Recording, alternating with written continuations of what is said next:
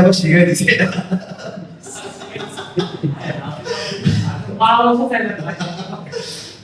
আচ্ছা আচ্ছা ঠিক আছে, আচ্ছা ঠিক আছে, এই বিষয়টা বলছি না। না না, এই বিষয়ে বলছি না, ঠিক আছে আচ্ছা ঠিক আছে।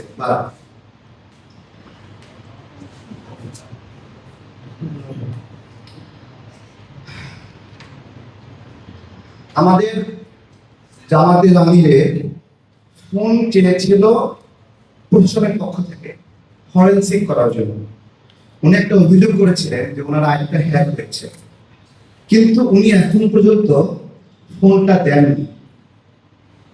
কি বিষয়ে অভিযোগ ছিল? উনি নারী সমাজকে নিয়ে নোংরা কথা বলেছেন এবং সেখান থেকে বাঁচার জন্য কি ছড়িয়ে দিল যে তার ফোন হ্যাক হয়েছে।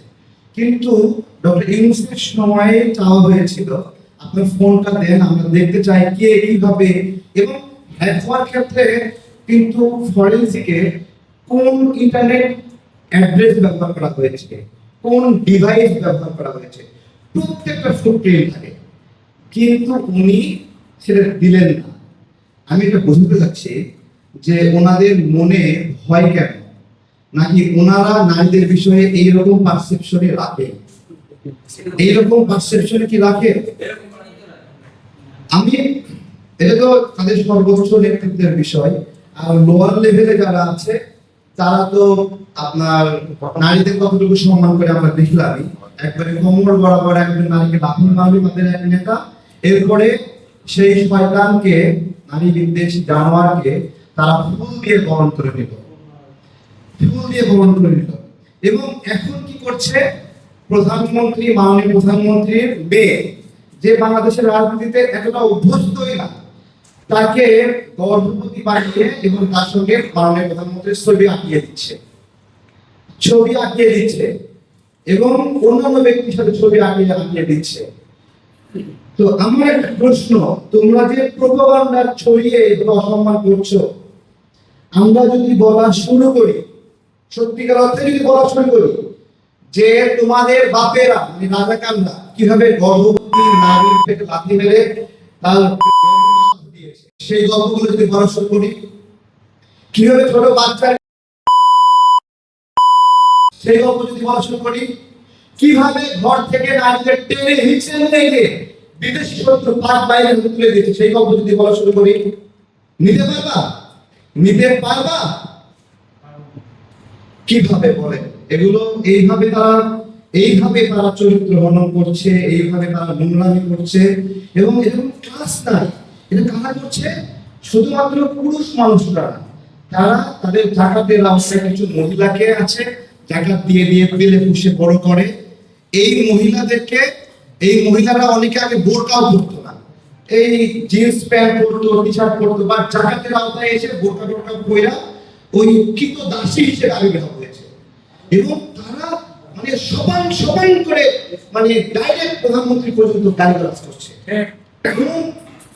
কোনো কেয়ার নাই, বলে যাচ্ছে।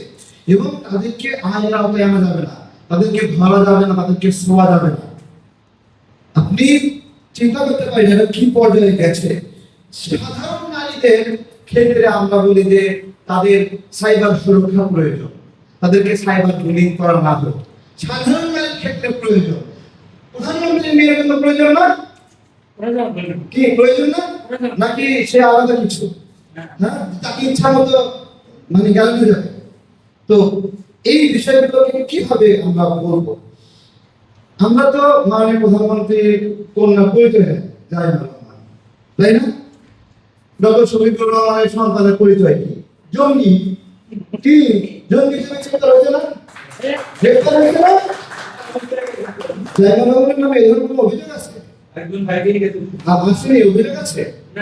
হ্যাঁ, তো এগুলো কিভাবে অ্যাড্রেস করে? আমরা সত্য বলা শুরু করলে এটা ভুলাতে পারবে? এদের আরেকজন আদর্শিক নেতা এটিএম আজহার রংপুর বিভাগীয় এলাকায় 1500 মানুষকে হত্যার সঙ্গে জড়িত। আমরা যদি সেই নিহতের পরিবারগুলো সামনে নিয়ে এসে বক্তব্য দেওয়া শুরু করি, এটিএম আজহারকে জুতা পেটা করবে না? সবাই জুতা পেটা করবে না? যেই মুজাহিদকে আদর্শ মনে করে সেই মুজাহিদ এই মোহাম্মদপুরে বুদ্ধিজীবীদের নিয়ে নিয়ে নিয়ে হত্যা করছে, সেই গল্পগুলো আবার যখন বলা শুরু হবে তখন করবে না? প্রোপাগান্ডা আসলে মানে ক্ষতিটা কোন থেকে আমি বলি, এই যে জামাতের আমির বলতেছে, মানে আমি একটা নাম দিতাম চোখে স্যাপ দিয়ে কাঁদে আর কি।